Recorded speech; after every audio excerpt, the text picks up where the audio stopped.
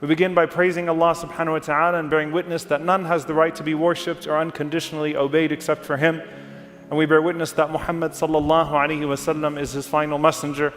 We ask Allah to send His peace and blessings upon him, the prophets and messengers that came before him, his family and companions that served alongside him, and those that follow in his blessed path until the day of judgment. And we ask Allah to make us amongst them. Allahumma Aamin. Ha-Mim La Yunsaroon. Ha-Mim La Yunsaroon.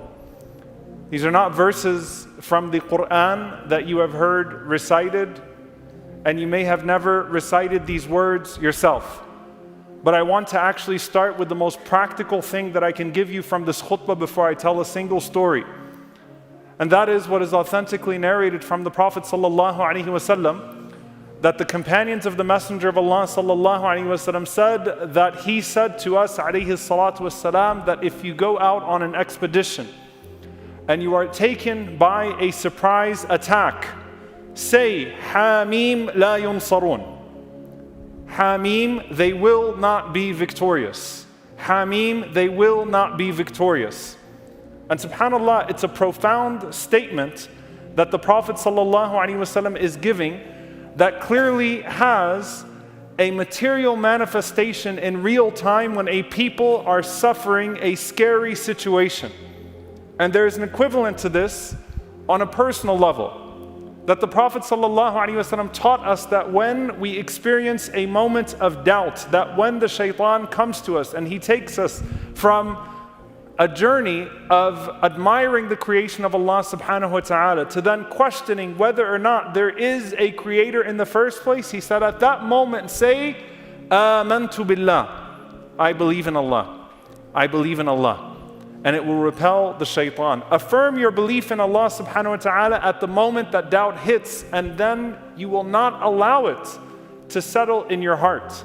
And in this situation, the Prophet ﷺ gives us another affirmation. Ha-Mim La Yunsaroon. And I want you to think about it every single time you turn on the news and every single time you follow the cycle and you feel like another devastating twist has happened and it feels like there is no path to victory.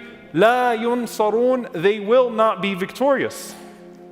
It emanates from the same spirit that the Prophet ﷺ acted upon in the Quran.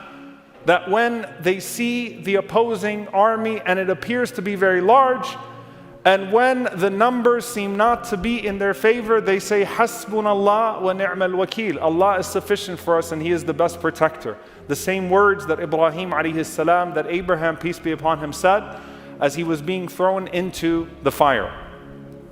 But I want to stick with this one for a moment. Ha-Mim La Yunsaroon. They will not be victorious. How will we be victorious? They will not be victorious. When will we be victorious? They will not be victorious.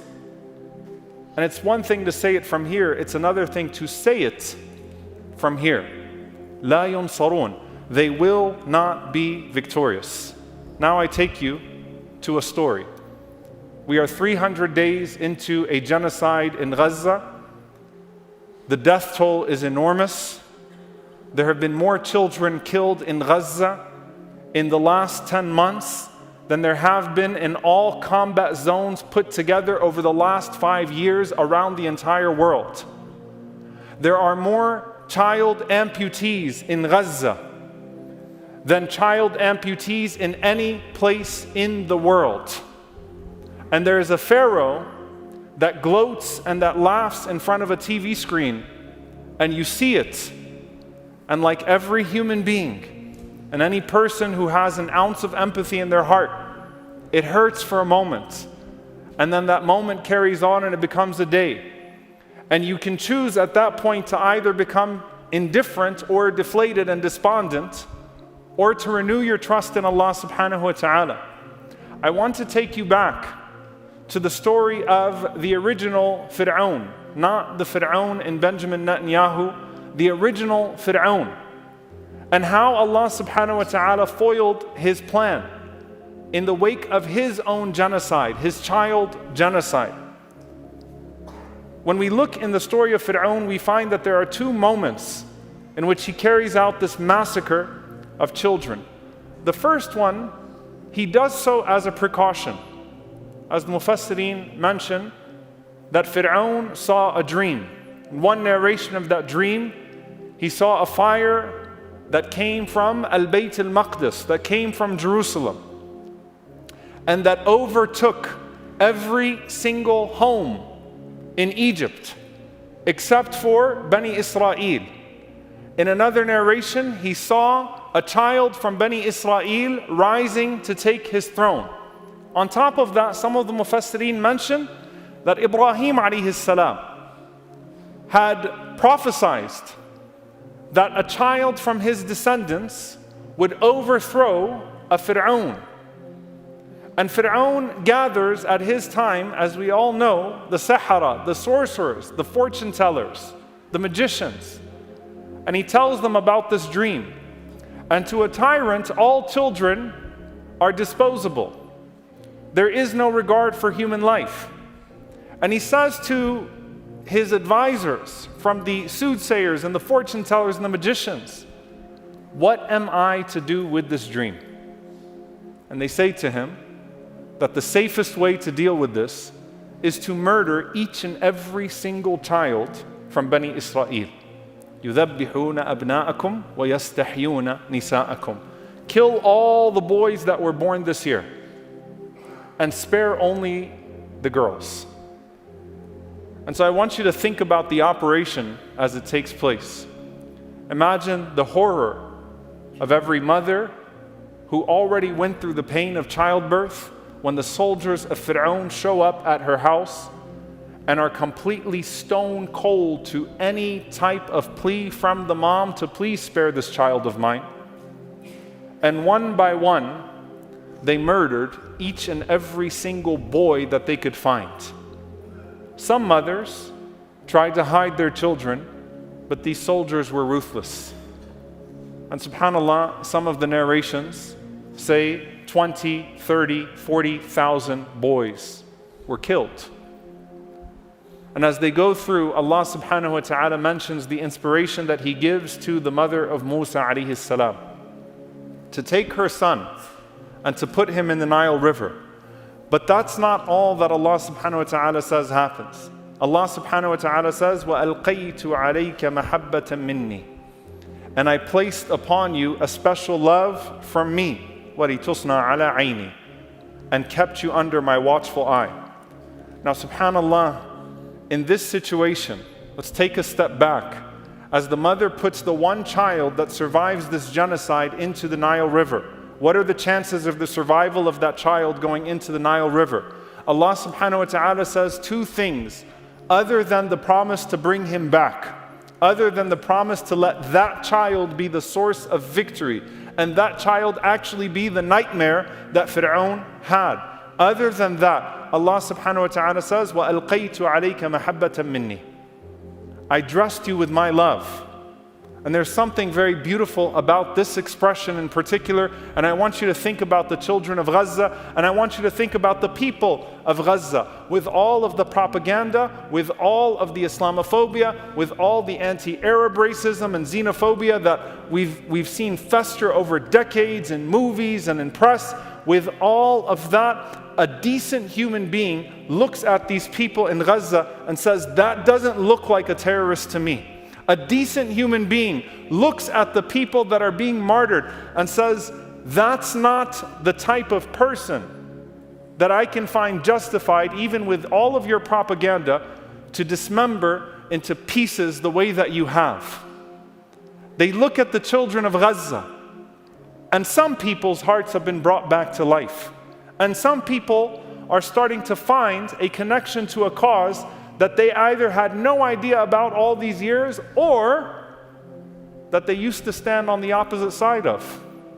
وَأَلْقَيْتُ عَلَيْكَ مَحَبَّةً مِّنِّي. I placed upon you love. Ibn Abbas radiallahu ta'ala anhuma says, meaning Allah subhanahu wa ta'ala أَحَبَّهُ, Allah loved him, وَحَبَّبَهُ إِلَى خَلْقِهِ, and Allah subhanahu wa ta'ala made him beloved to the creation. Meaning what? As Qatada rahimahullah ta'ala says in Ikramah, radiyallahu ta'ala anhu says, مَا رَآهُ أَحَدٍ. No one would look at Musa alayhi salam, not knowing anything about where he was from, not knowing anything about the propaganda of the children that would be born, that no one looked at Musa alayhi salam illa ahabbahu, except that they immediately fell in love with him. Everyone looked at Musa alayhi salam because Allah dressed him with the love and immediately loved him. Meaning you could say everything you wanted about Musa alayhi salam, but even when the magicians of Fir'aun saw him the first time, something was already in their hearts because Allah subhanahu wa ta'ala dressed him in a certain way. And that's nothing that a tyrant could interfere with. And Allah subhanahu wa ta'ala said, and I kept you under my watchful eye this entire time. He remained under the protection and the sight of Allah subhanahu wa ta'ala even when no one else could watch him. I see some of these children from Gaza that walk through the ruins of their camps and have had every single member of their family taken away from them. And I remind myself when I look at that, as much as I want to pick that child up, that Allah subhanahu wa ta'ala is watching that child and that Allah azza wa jal has a plan for that child. What about all the other children that Fir'aun killed? That one or this one? All of them were sent to their Jannah. They were sent to their paradise. And that's what makes the believer different. We can see the ugliness of murder and the beauty of martyrdom in the exact same scene. We can see how nasty it is on this side, and we have certainty in how beautiful it is on the other side, without in any way diminishing our outrage over what has happened here, nor losing trust about what is happening there.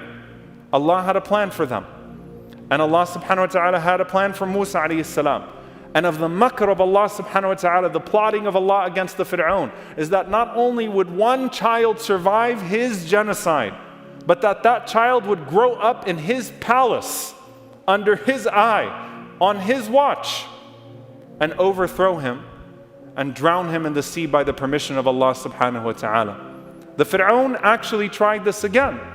And this is what the scholars mention, that there's a second incident where Allah subhanahu wa ta'ala speaks about it in Surah Al-A'raf, where Fir'aun mentions, سَنُقَتِّلُ أَبْنَاءَهُمْ وَنَسْتَحْيِي نِسَاءَهُمْ وَإِنَّا فَوْقَهُمْ قَاهِرُونَ, that we're going to kill all of their boys and we're going to spare their girls, and we will usher in an era of complete dominance over them. And this was after Musa alayhi salam had believers with him. Fir'aun said, I know how to deal with this.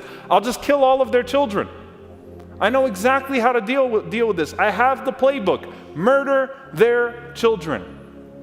But the one child he couldn't murder, the one child he missed, became the reason for his complete downfall.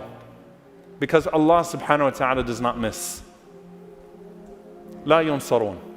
They will not be victorious.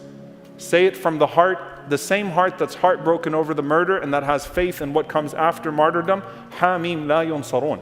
They will not be victorious because Allah subhanahu wa ta'ala will not miss. Is it one of the amputees that has been thrown away into a bordering country where he or she is not wanted? Is it one of the children who's growing up in the refugee camp and who now has a sense of purpose when their childhood was stolen away from them as to what they want to live the rest of their life doing and what they want to meet after death? What is it? Allah subhanahu wa ta'ala has a plan. And the tyrant always misses someone. The tyrant always misses a detail. Allah subhanahu wa ta'ala never misses. And Allah subhanahu wa ta'ala never loses sight of the details. Dear brothers and sisters, it's hot outside, so I'm going to wrap this khutbah up, inshallah ta'ala, to spare the people that are sitting outside. There are times where we're going to get hit hard. We're going to cry a lot, we're going to feel a lot of pain, and we're going to wonder, now what? And those are the times that it becomes that much more important for you to lean back on the promise of Allah subhanahu wa ta'ala and to remember that it was not your victory to start with. And also, that true victory is found in the willingness to sacrifice for Allah subhanahu wa ta'ala and the willingness to stand up.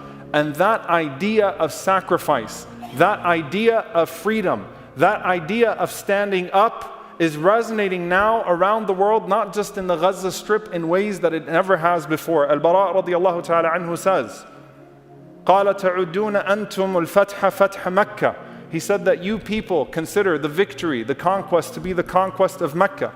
وَقَدْ كَانَ فَتْحُ مَكَّةَ فَتْحًا. And indeed, the conquest of Mecca was a victory.